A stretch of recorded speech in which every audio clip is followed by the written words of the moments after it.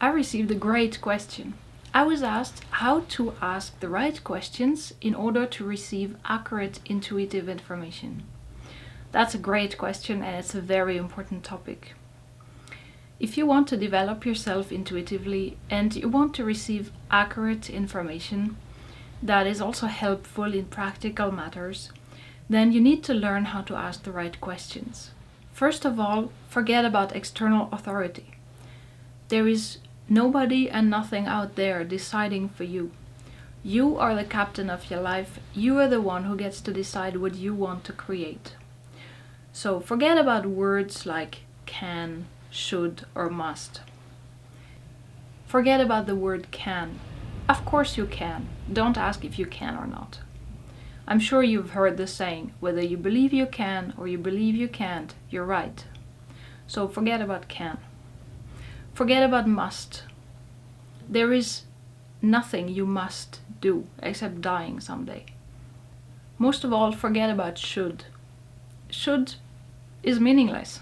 According to whom? Should according to what? Should you do this out of morality, or to be healthy, or to live your purpose, or according to a specific goal? It depends on what you want. There is nothing you should or shouldn't do, so forget about that word. Also forget about words like good or better. It's the same issue. Good or better according to what? There is no objective measure of what is good. It all depends on what you want to create. This leads me to the second point. You need to be very, very clear on your intentions. Intuitive information depends on your intention. You receive information that is supposed to help you in alignment with your intentions. So you need to be very, very clear on what you want. Do you want to fulfill your life purpose? Do you want to just have a safe and easy experience? Do you want to be healthy or pursue a certain specific goal? What do you want? Because the intuitive information you will receive will always depend on what you want. So before you start asking for intuitive information, get very clear on your intentions and what they are exactly, what you really want. My third tip is choose your words mindfully. The words you use to word your question are very important. You see, intuitive information that you receive will always be an answer to the energy that you put out with your question. Every question is an intention, and the energy of this intention is what you will get back. The words you choose carry a certain energy. So make sure that the words you choose reflect the energy that you want to put out.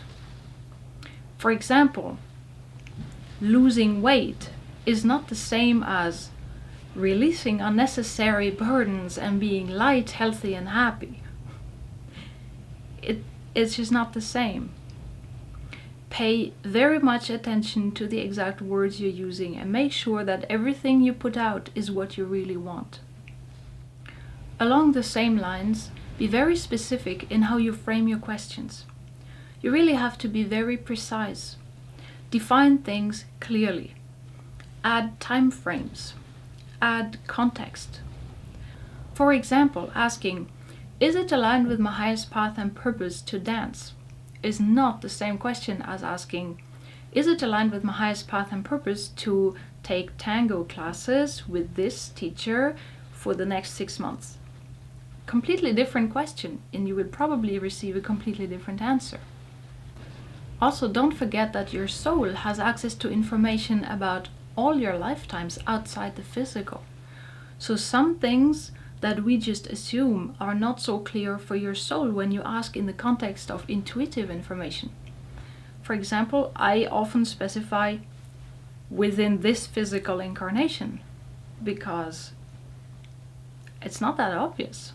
Like if you ask, will I have children? Well, that doesn't make any sense because in the one or other lifetime you're probably having children, So if you want to ask about this lifetime, you have to specify.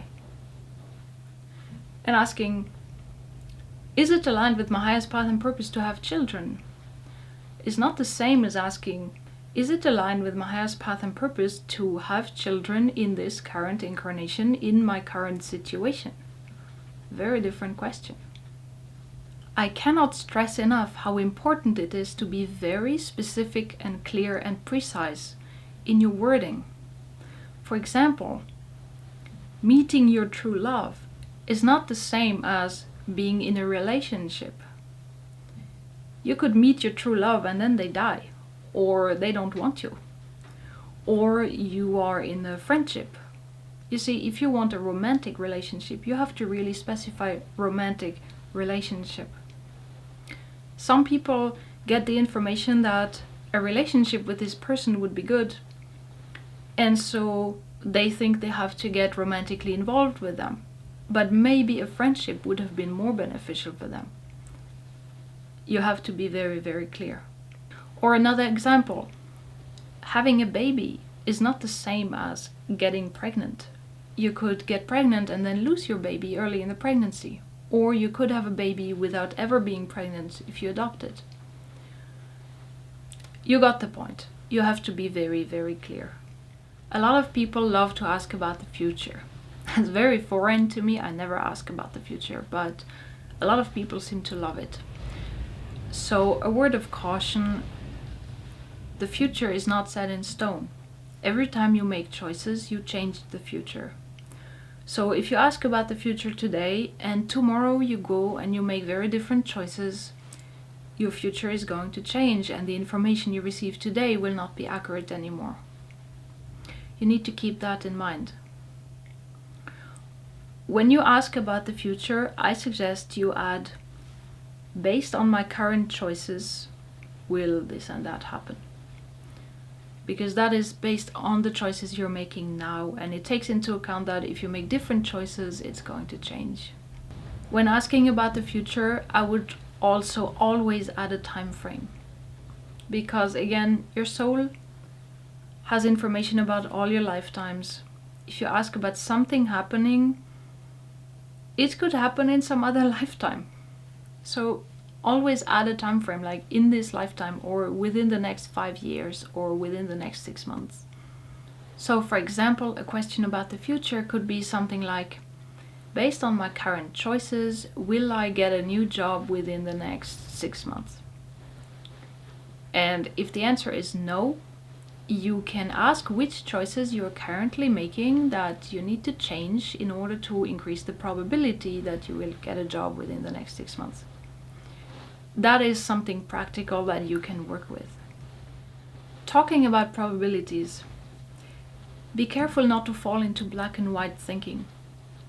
When you ask if a certain choice is aligned with a certain intention of yours, every time it is not 100% pure yes, you will get no.